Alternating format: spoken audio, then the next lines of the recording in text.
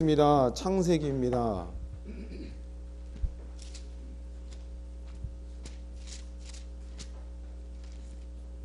창세기 43장이죠. 16절로 끝절까지의 말씀을 함께 보겠습니다.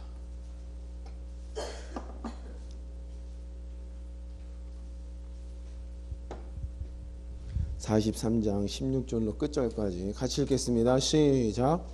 요셉이 베냐민이 그들과 함께 있음을 보고 그 청지에게 이르되 이 사람들을 집으로 인도해 드리고 짐승을 잡고 준비하라. 이 사람들이 오정에 나와 함께 먹을 것이니라.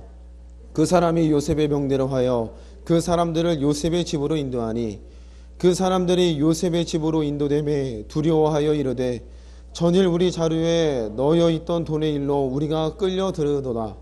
이는 우리를 억류하고 달려들어 우리를 잡아 노예로 삼고 우리의 나귀를 빼앗으려 함이로다 하고 그들이 요셉의 청지기에게 가까이 나아가 그 집 문 앞에서 그에게 고하여 가로되 내 주여 우리가 전일에 내려와서 양식을 사가지고 객점에 이르러 자루를 풀어본즉 각인의 돈이 본수대로 자루 아구에 있기로 우리가 도로 가져왔고 양식살 다른 돈도 우리가 가지고 내려왔나이다.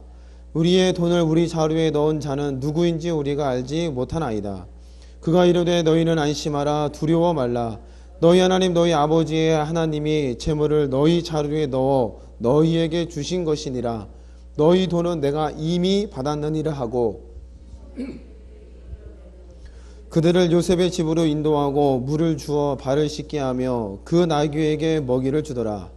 그들이 여기서 먹겠다 함을 들으므로 예물을 정돈하고 요셉이 오정에 오기를 기다리더니 요셉이 집으로 오매 그들이 그 집으로 들어가서 그 예물을 그에게 드리고 땅에 엎드려 절하니 요셉이 그들의 안부를 물으며 가로되 너희 아버지 너희가 말하던 그 노인이 안녕하시냐? 지금까지 생존하셨느냐?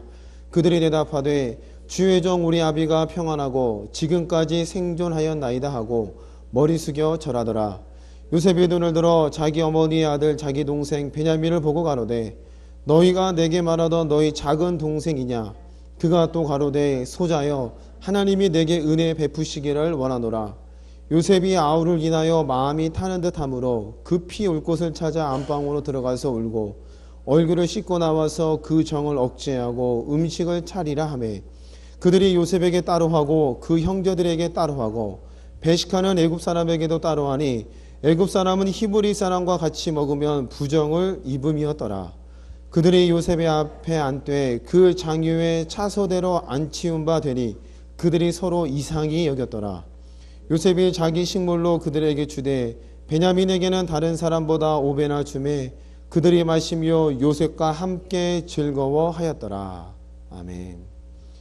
오후 시간에는 창세기 43장 16절에서 끝절 말씀을 통해서 형들의 마음을 다시 한번 확인하고 우리의 마음을 다시 한번 점검하도록 하겠습니다.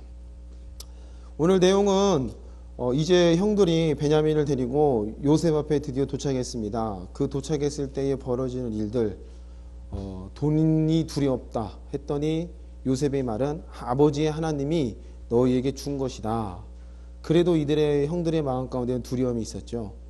그리고 또 베냐민을 보았을 때 요셉이 단번에 알아보고 급히 울 곳을 찾아 자신의 마음을 억제하고 음식을 차렸다. 이런 내용들이 기록되어 있습니다. 오늘 우리가 이 말씀을 통해서 은혜를 받아들이는 우리의 마음을 다시 한번 살펴보기를 소망합니다. 창세기를 잘 접어두시고 누가복음 4장 말씀을 찾아보겠습니다. 누가복음 4장입니다. 누가복음 4장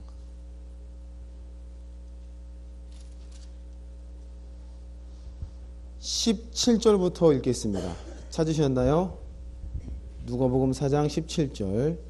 선지자 이사야의 글을 드리거늘 책을 펴서 이렇게 기록한 데를 찾으시니 곧 주의 성령이 내게 임하셨으니 이는 가난한 자에게 복음을 전하게 하시려고 내게 기름을 부으시고 나를 보내사 포로된 자에게 자유를 눈먼 자에게 다시 보게 함을 전파하며 눌린 자를 자유케 하고 주의 은혜의 해를 전파하게 하려 하심이라 하였더라. 책을 덮어 그 맡은 자에게 주시고 앉으시니 회당에 있는 자들이 다 주목하여 보더라. 이에 예수께서 저희에게 말씀하시되 이 글이 오늘날 너희 귀에 응하였느니라 하시니. 누가복음 4장에는 예수님께서 안식일에 회당에서 성경을 읽어주신 장면이 기록되어 있습니다. 특별히 이사야 말씀을 인용해서 여러분이 잘 아는 말씀이죠. 포로된 자에게 자유를, 눈먼 자에게 다시 보게 한다. 눌린 자를 자유롭게 한다. 주의 은혜를 전파한다. 이것이 너희 귀에 응하였다라고 예수님께서 말씀하셨습니다. 자, 누가복음 4장의 말씀은 은혜의 해를 언급하고 있어요. 은혜의 해. 그럼 여기서 말하는 은혜의 해는 그냥 우리가 은혜 받는 해구나 라고 이야기하면은 뭐 쉽게 이해되겠지만, 구약 성경에 이 은혜의 해를 잘 설명해 놓은 부분이 한 곳 있습니다. 거기가 어디냐면은 레위기 25장에 나오는 희년이라는 개념이 여기에 포함되어 있어요. 희년. 희년은 7번, 7년에 7번을 지났을 때에 이제 49년이 지나고 49년 7월 10일 대속죄일을 드린 후에 찾아오고 있는 것이 바로 50년의 희년이라는 거죠. 7년 안식일을 7번, 49년. 그 다음에가 희년. 이 희년에는 하나님께서 말씀해 놓기를 종이 있느냐 돌려보내라, 빛이 있느냐 탕감해 주어라, 땅을 팔았느냐 무라고 약속해 놓으셨어요. 한번 찾아보겠습니다. 레위기 25장입니다. 레위기 25장 8절입니다. 너는 7 안식년을 계수할지니 이는 7년이 7번인즉 안식년 7번 동안 곧 49년이라. 자, 49년 9절 7월 10일은 속죄일이니 너는 나팔 소리를 내되 전국에서 나팔을 크게 불지며 제 50년을 거룩하게 하여 전국 거민에게 자유를 공포하라. 그럼 이 말씀은 49년째에 되는 7월 10일 날 대속죄일을 치르고 난 이후에 찾아오고 있는 것이 바로 50년째 희년이라고 지금 말씀하고 있죠. 여기에 또 말씀하신 내용이 뭐냐면 10절 제 전국 거민에게 자유를 공포하라. 이 해는 너희에게 희년이니 너희는 각각 그 기업으로 돌아가며 각각 그 가족에게로 돌아갈지며. 이제 종들은 돌아간다는 뜻이 되겠죠. 11절 그 50년은 너희의 희년이니 너희는 파종하지 말며 스스로 난 것을 거두지 말며 다스리지 아니한 포도를 거두지 말라.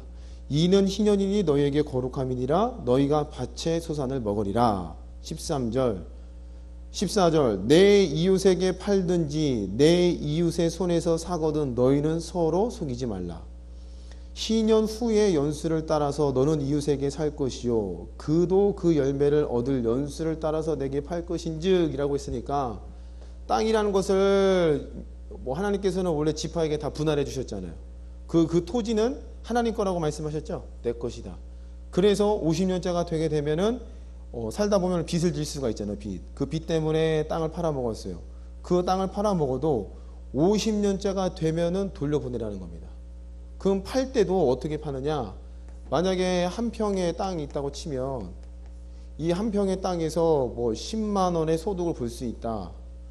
그러면은 이것을 기준 잡아서 만약에 내가 희년이 지났어요.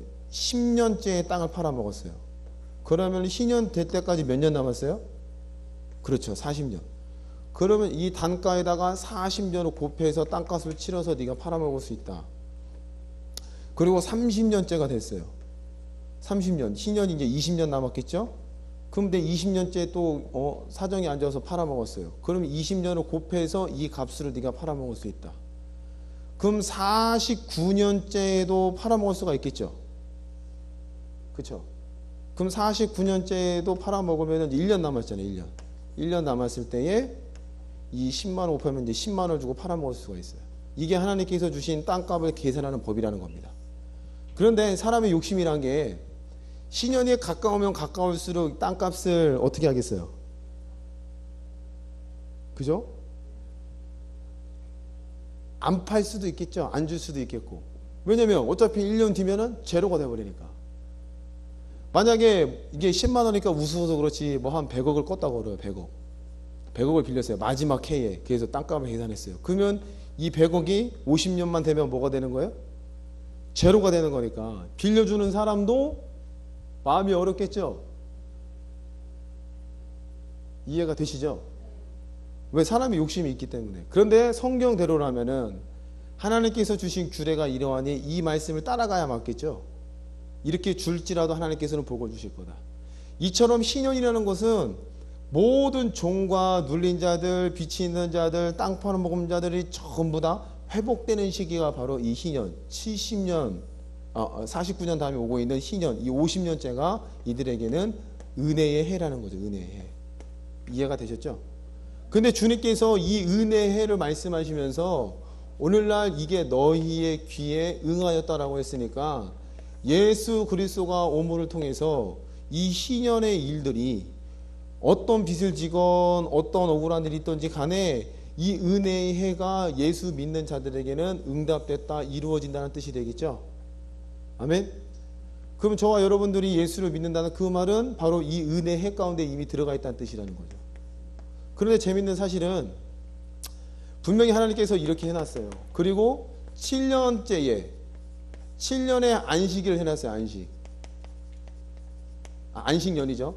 그리고 7년째에도 종과 노비를 풀어주라고 또 말씀해놨어요. 근데 예레미야 말씀해 보니까 하나님께서 이스라엘 민족을 책망하실 때, 야, 너희는 분명히 7년째에 풀어주라고 했다. 그런데 7년째의 노비를 풀어주고 8년째에 이 노비를 다시 잡아들여서 네 노예로 삼는다라고 하나님께서 책망하셨어요. 한번 찾아볼게요. 구약성경 예레미야입니다.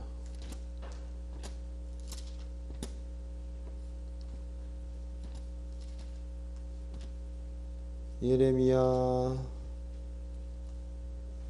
34장 보세요.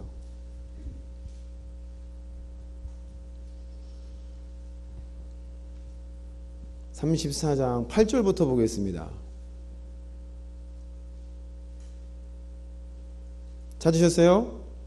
시드기야 왕이 예루살렘에 있는 모든 백성과 언약하고 자유를 선언한 후에 여호와께로서 말씀이 예레미야에게 임하니라. 그 언약은 곧 사람으로 각기 히브리 남녀 노비를 놓아 자유케 하고 그 동족 유다인으로 종을 삼지 못하게 한 것이라. 이 언약에 참가한 방백들과 모든 백성이 각기 노비를 자유케 하고 라고 했으니 풀어줬다는 뜻이 되겠죠. 근데 그 다음에 보니까 다시는 종을 삼지 말라 함을 듣고 순복하여 놓았더니 11절을 같이 읽어요. 시작. 후에 그들의 뜻이 변하여 자유케 하였던 노비를 끌어다가 다시 복종시켜 노비를 삼았더라. 그럼 7년째는 풀어주고 8년째에 뭐예요? 다시 잡아다가 그 빚을 물게 하고 자기의 종으로 삼았다는 뜻이 되겠죠. 그럼 이 내용은 하나님의 말씀을 지켰다고 하지만 다시 잡아들인 거 보니까 지킨 거예요? 안 지킨 거예요? 안 지켰다는 겁니다. 우리가 하나님의 말씀을 대할 때에 이런 식으로 하나님의 말씀을 대하면은 안 될 줄로 믿습니다. 여러분들 이 자리에 다 빠져나오시기 바랍니다. 하나님의 말씀을 지킨 것처럼 가장하고 안 지켰다. 그리고 그들의 마음 가운데는 지켰다는 뜻이 되겠죠. 근데 하나님이 보시기에는 지킨 거예요? 안 지킨 거예요? 안 지켰다는 거예요. 그때 하나님께서 얘들한테 하시는 말씀이 17절 말씀 읽어보세요. 17절 말씀 시작. 그러므로 나 여호와가 이같이 말하노라. 너희가 나를 듣지 아니하고 각기 형제와 이웃에게 자유를 선언한 것을 실행치 아니하였은즉 내가 너희에게 자유를 선언하여 너희를 칼과 연병과 기근에 붙이리라. 내가 너희에게 무엇을 선언한대요? 거기서 말씀하고 있는 자유는 좋은 뜻의 자유가 아니죠. 어떤 자유예요? 기근과 칼과 연병에게 자유를 주어서 너희를 마음껏 치게 하겠다. 그 이유가 하나님의 약속을 지켰다 하나 안 지킨 자리에 가 있는 자들에게 해당되더라는 겁니다. 여러분들 이러한 자리에서 벗어나기를 축복합니다. 아멘. 자, 그러면 하나님께서 주신 이러한 은혜의 해는 정말로 진짜 말 그대로 값없이 회복되는 해예요. 어떤 빚을 지었건 땅을 얼마에 팔아먹은 간에 50년만 되면 모든 게 회복되니까 1년에 팔아먹은 자도 항상 마음이 50년에 가 있고 30년대에 팔아먹은 자도 50년을 바라보고 있어요. 누구든지 이 50년까지만 살아있으면은 이 하나님의 법대로 회복되는 것을 무상으로 경험할 수가 있다는 겁니다. 예수께서 이 땅 가운데서 죄의 세상 죄를 짊어지시고 죽으셔서 죄를 없애고 값을 대신해서 치르주셨으니 우리에게는 우리가 치를 것이 아니라 하나님께서 치러주셨기에 이 자리에 50년의 자리에 이 응하였다는 말씀이 우리에게 적용된 줄로 믿으시기 바랍니다. 아멘. 그러므로 여러분의 마음 가운데에 조금 못했어요. 못할 수도 있죠. 그럼 못했다고 해서 죄책감 가운데 사로잡혀 계시지 마시고 어디로 가셔야 돼요? 그렇죠. 무조건 은혜로 넘기셔야 됩니다. 그렇다고 여러분 방종은 안 되겠죠? 방종이 아니라 진실로 하나님께서 우리에게 당신이 와서 죽어주시는 걸 통해서 일어놓으신 사건이라면은 하나님의 은혜로 자꾸 파고 들어가는 일들이 우리에게 있어야 된다는 거예요. 이해가 되셨죠? 자, 요걸 잘 기억해 두시고요. 한 곳을 더 찾아보겠습니다. 한 곳을 더.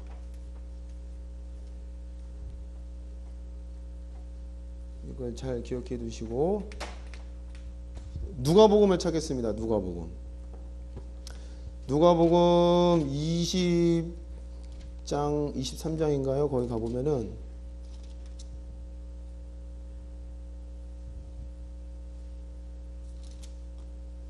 24장이네요. 누가복음 24장 13절 말씀부터 보겠습니다. 13절에는 엠마오로 가는 두 제자의 이야기가 나와요. 13절 찾으셨어요? 읽겠습니다. 그날에 저희 중 둘이 예루살렘에서 15리 되는 엠마오라 하는 촌으로 가면서 이 모든 된 일을 서로 이야기하더라. 저희가 서로 이야기하며 문의할 때에 예수께서 가까이 이르러 저희와 동행하시니 16절을 같이 읽어봅니다. 시작. 저희의 눈이 가리워져서 그인 줄 알아보지 못하거늘. 자, 엠마오로 가고 있는 두 제자가 있어요. 분명히 예수의 부활하신 소식을 들었어요. 그러면서 엠마오로 가고 있죠. 근데 엠마오로 갈 때에 누가 나타났어요? 예수가 함께 있다 그랬죠. 근데 예수가 함께 있는데 이 두 명의 제자가 어떻게 해요? 눈이 어둡고 가리워져서 예수를 알아봤대요? 못 알아봤대요? 못 알아봤다는 겁니다. 알지 못했다는 겁니다. 분명히 예수가 함께 했는데 그 함께한 예수를 못 봤어요. 그런데 나중에 예수를 알아보는 사건이 발생하죠. 뭐 때문에 알아보게 되죠? 예수가 차근차근 구약 성경의 일들을 풀어주기 시작합니다. 야, 성경 봐라. 구약에 이런 말씀이 있지. 이런 말씀이 예수를 통해서 완성되지 않았느냐. 자, 17절 말씀 봅니다. 26절이네요. 26절 찾으셨어요? 그리스도가 이런 고난을 받고 자기의 영광에 들어가야 할 것이 아니냐 하시고 이에 모세와 및 모든 선지자의 글로 시작하여 모든 성경에 쓴 바 자기에 관한 것을 자세히 설명하시니라 라고 했으니까 구약에 기록된 예수에 관련된 모든 내용들을 제자들에게 풀어주기 시작하니까 제자들이 이제 이 말씀하시는 분이 예수라는 것을 고백하게 되죠. 맞습니까? 자, 30절 말씀 보세요. 저희와 함께 음식을 잡수실 때에 떡을 가지고 축사하시고 떼어 저희에게 주시매 저희의 눈이 밝아져 그인 줄 알아보더니 예수는 저희에게 보이지 아니하신지라. 할렐루야. 두 제자가 예수와 함께 있을 때 못 알아봤어요. 그런데 구약 성경을 자세히 풀어주고 그분이 누군가를 이야기해주고 기도해주니까 그들의 눈이 열려져서 아, 비로도 예수다 하니까 예수가 그 다음에 사라졌다는 내용이죠. 자, 그러면 제가 이 말씀을 왜 드리느냐. 제가 아는 어떤 분이세요. 신앙이 있는 분이에요. 오래된 분이었어요. 그 분이 저랑 잠깐 같이 교회 생활을 할 때가 있었어요. 근데 교회 와보니까 사람도 없어요. 교회 와보니까 뭐 예배도 그렇게 뭐 없고 별로. 그래서 예배 나올 때면 나오시고 말라면 마시고 막 이런 분위기죠. 그리고 뭐 새벽기도 나오라 목매라 막 강요도 안 해요. 그리고 뭐 성경 공부가 있느냐 그런 것도 없어요. 그러다 보니까 여기 와 계신 분이 저한테 이런 얘기예요. 목사님은 참 좋은데 예배도 뭐 성경 공부도 새벽기도도 이런 것들이 없으니까 제가 신앙생활이 망가지는 것 같습니다. 이런 표현을 쓰더라고요. 이해되시죠? 이분이 전에 교회에서는 막 프로그램도 많고 여러 가지를 하셨나 봐요. 주관도 하시고. 그런데 이제 제가 사역하고 있는 교회 오니까 상대적으로 아무것도 없어요. 마치 우리 하늘의 교회처럼 새벽 기도도 없어요. 수요 예배도 없어요. 그래서 신앙생활을 하는 건지 안 하는 건지 뭐 이렇게 고민될 때가 있잖아요. 그래서 이번에 한참 말씀을 듣다가 이대로 있다가는 제 신앙이 망가지는 것 같네요 하면서 교회를 떠나셨어요. 그래서 예, 그럼 또 안녕히 가시라고 또 축복 기대라고 또 보내드렸죠. 그래서 이제 한참 시간이 흘렀어요. 대략 한 8개월 정도 시간이 흘른 것 같아요. 7개월인가? 7개월 후에 이분이 다시 또 찾아왔어요. 저에게 찾아와서 하는 말이, 목사님, 이게 제가 만든 줄 알았는데 목사님 하신 말씀이 맞더군요 라고 또 이야기하더라고요. 뭔가 좀 이렇게 극적으로 설명해야 되는데 제가 말재주가 없어서 대충 알아들으세요. 뭔지 아셨죠? 네. 분명히 하나님께서 우리에게 주신 말씀과는 어떤 율법적인 걸 매이지 않고 온전한 복음 가운데 매여 있을 때에 이런 것들이 우리에게 뭐 올무가 될 수 있는 게 아니잖아요. 무슨 뜻인지 이해되셨죠? 여러분이 믿음을 갖고 이런 일들을 하시면 괜찮은데 어느 순간에 이런 일들이 빠져있다 보면 믿음은 빠지고 이런 율례들과 굴례들이 자꾸 나를 억누른다는 겁니다. 그래서 신앙생활 한 30년 40년 하면은 다들 얼굴이 시커매져요. 이유는 교회에서 하라고 하는 일들이 너무 많기 때문에 지치고 힘이 빠지고. 그런데 여러분들이 이런 믿음을 갖고 그 자리에 머물러 있다면은 괜찮은데 이런 믿음이 점점 사라지잖아요. 그리고 어떤 행위적인 요소만 남기 때문에 그토록 신앙생활이 힘겹고 어렵다는 겁니다. 그래서 요 분이 처음에는 저와 함께 은혜 받다가 떠나갔다가 다시 똑같은 이 굴레에 들어가 보니까 자기가 왜 나갔는지 그 이유를 또 깨달은 거예요. 그래서 찾아와서 저와 함께 또 신앙생활 잘 하다가 또 이제 또 가셨어요. 가시는 길로. 아무튼 재밌어요. 자, 그럼 하나님께서 우리에게 은혜로 주셨어요. 은혜를 주셨대요. 은혜를 주셨을 때는 이런 신앙생활의 율례와 균례가 아니라 너희는 진리가 너희를 자유케 한다는 말씀을 주셨죠. 맞습니까? 저도 신앙생활을 하다 보니까 이럴 때가 있더라고요. 예전에 보니까 교회에서 뭘 하래요. 뭐 새벽 기도를 하래요. 교회에서 성경 공부를 하래요. 요것을 이수하지 않으면 내 마음 가운데 뭐가 남냐면 이것을 못했다고 하는 죄책감이 마음 가운데 남아요. 그리고 이런 것들을 가지고 또 주일날 가서 예배드리고 회개하고 한 주간 동안 살아가면서 또 못하죠. 그러면 또 죄책감이 또 들어요. 계속 이게 되풀이 돼요. 되풀이. 이러다 보면은 이대로 한 10년 30년 해봐요. 신앙생활에 재미있겠어요? 아침에 눈 뜨는 것 자체가 지옥이겠죠. 그런데 예수가 말씀해 놓으신 이 은혜의 해 자유였게는 우리가 비록 조금 새벽 기도를 못한다 할지라도 우리가 조금 하나님의 말씀에 순종하지 못하는 그 일이 발생된다할지라도 주님께 맡겨버리고 어디로 가셔야 돼요? 또 순종의 자리로 나아갈 수 있는 게 우리에게 주신 은혜요 자유인 줄로 믿으시기 바랍니다.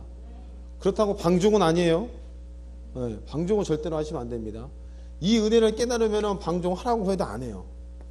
맞죠?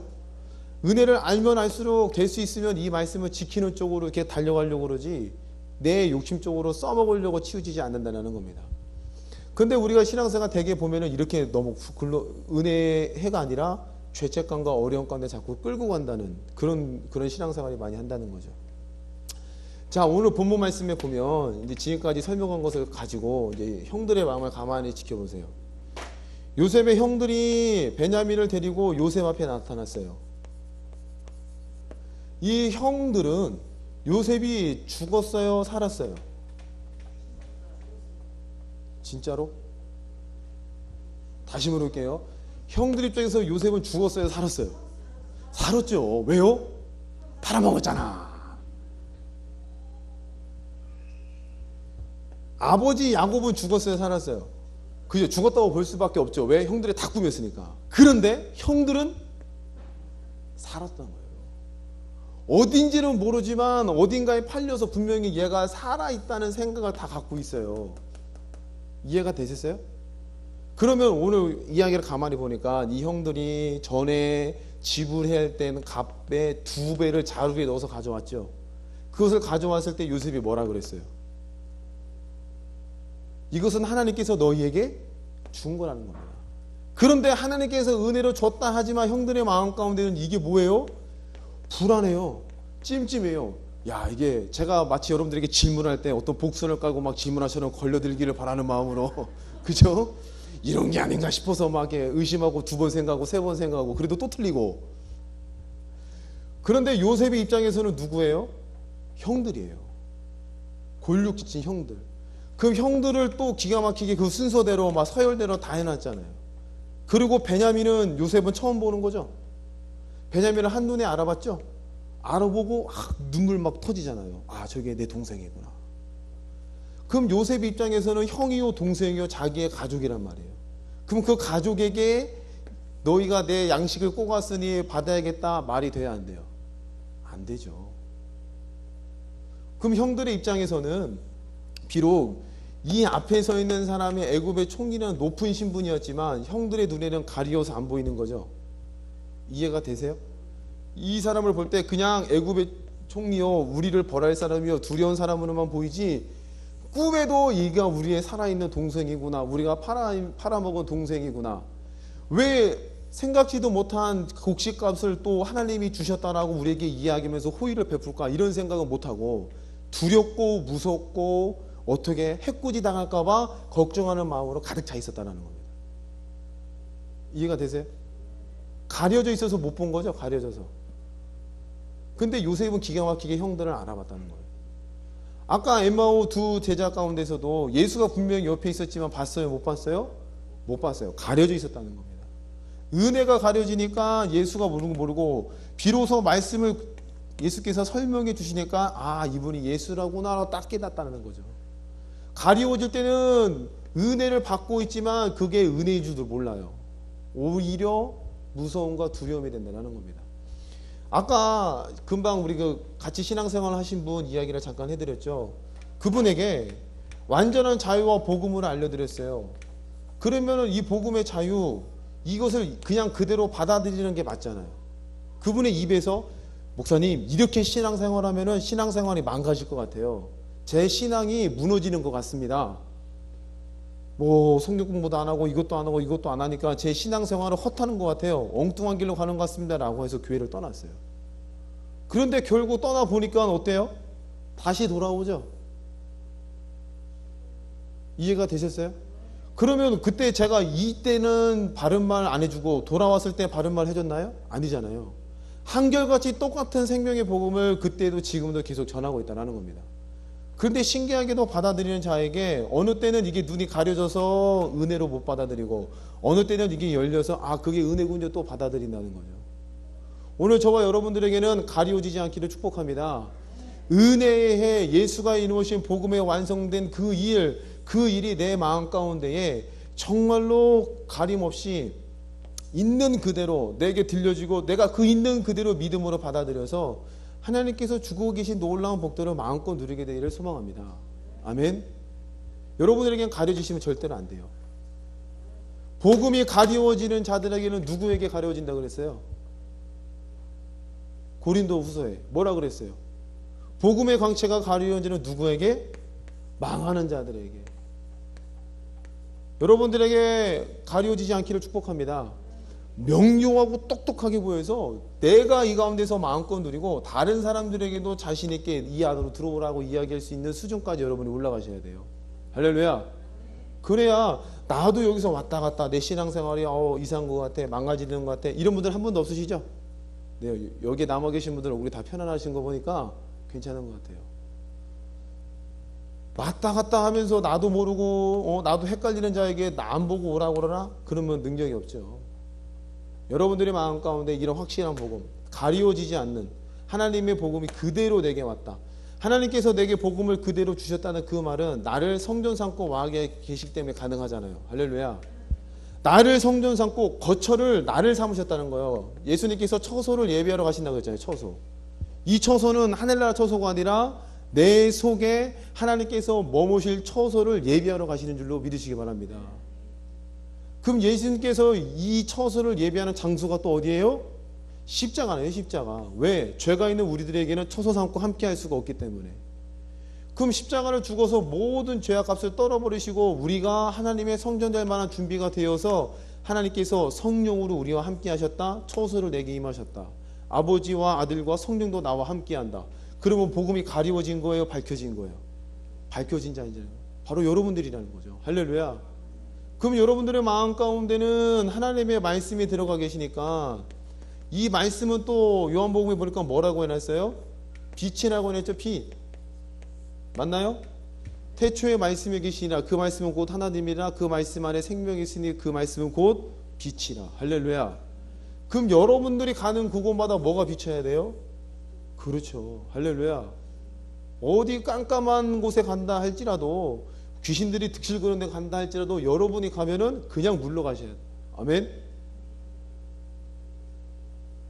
이해가 되셨어요? 그런데 이런 것들이 가리워지면은 그런 담대한 일을 해낼 수가 없죠. 이런 것들이 가리워지게 되면은 괜히 아픈 사람한테 기도하면 저 아픈 것이 내게 올 것 같고, 괜히 귀신 들린 자에 기도하면은 귀신이 나한테 덤빌 것 같고, 그러면 여러분들에게 뭐가 복음이 가리워졌다는 겁니다. 여러분들이 이러한 복음의 진리를 잘 깨닫고 나는 밝혀진 자야. 형들은 분명히 은혜를 지금 누리고 있는 처지예요. 맞죠? 자신들은 두려워하지만 요셉 입장에서는 형들이에요. 요셉의 마음속에서는 형들이 나를 팔아먹어서 내가 재수없게 여기에 왔다 이게 아니라 저번 시간에 확인했죠. 누가 보냈다고요? 하나님께서 나를 여기 보내놨다고. 그럼 형들을 봤을 때에 원수가 없는 일을 행할 게 아니라 내 사랑하는 가족이다. 사랑을 베풀고 호의를 베풀고 은혜를 베푸는 자리가 바로 요셉의 마음이겠죠. 근데 형들은 가리워져서 요셉이 누군지를 못 알아봤을 때는 두려움과 무서움으로 가득 차 있었다는 겁니다. 오늘 저와 여러분의 마음 가운데에 이 복음이 성령께서 나를 성전 삼고 처소 삼으셨다는 것은 이 복음의 말씀이 1점 휘력도 가려지지 않았다는 것으로 믿으시기 바랍니다. 밝혀진 자로서 여러분이 그 밝혀진 빛을 가지고 산 가운데 뛰어들 때에 여러분들의 안에 계신 성령과 말씀이 빛이 되어서 여러분의 주변을 밝혀낼 줄로 믿습니다. 그냥 여러분들에 가시면 귀신이 벌벌 떨어질 줄로 믿습니다. 아멘. 귀신도 떨고 두려움도 떨고, 귀신 쫓아낼 때도 힘들게 쫓아내지 마시고 좀 가볍게 쫓아내세요. 사도 바울도 그랬잖아요. 사도행전 16장에 뭐라 그랬어요? 귀신 들린 자가 면달못칠, 야 너는 하나님의 자녀가 맞아, 너는 일꾼이 맞아. 그러니까 사도 바울이 하도 귀찮으니까 예수님으로 떠나가라 했더니 그 즉시로 떠나가 버렸죠. 막 소리 빡빡 지르고 막 혈압이 터져야 되고 목정이 터져야 떠나가는 게 아니라, 근데 힘들게 쫓아낸다는 그 말은 어찌 보면 이 복음, 예수가 우리를 통해서 하나님이 성령께서 성령과 권능으로 나와 함께 있다는 그 사실이 뭐한 거예요? 가리워졌다는 뜻이 되겠죠. 그러니까 여러분이 여러분의 삶을 말씀 가운데 잘 비춰봐서 생명의 말씀 가운데에 온전히 붙어있기를 축복합니다. 아멘. 그래서 누리라는 복을 좀 온전히 폭 누리세요. 누리는 가운데에 여러분이 그 누림을 보고 빛을 보고 많은 사람들이 쫓아와야 되잖아요. 이상하다, 너랑 얘기하면 가슴이 풀린다. 이상하다, 너랑 얘기하면 참 이렇게 남들한테는 하지도 않는 얘기가 술술 나온다. 왜 그렇겠어요? 여러분들이 빛을 비춰주고 있기 때문에 그런 역사가 나타나는 줄로 믿으시기 바랍니다. 아멘. 이런 좀 많은 증거들이 우리 하나님께 모든 성도의 삶 가운데에 충만케 되기를 축복합니다.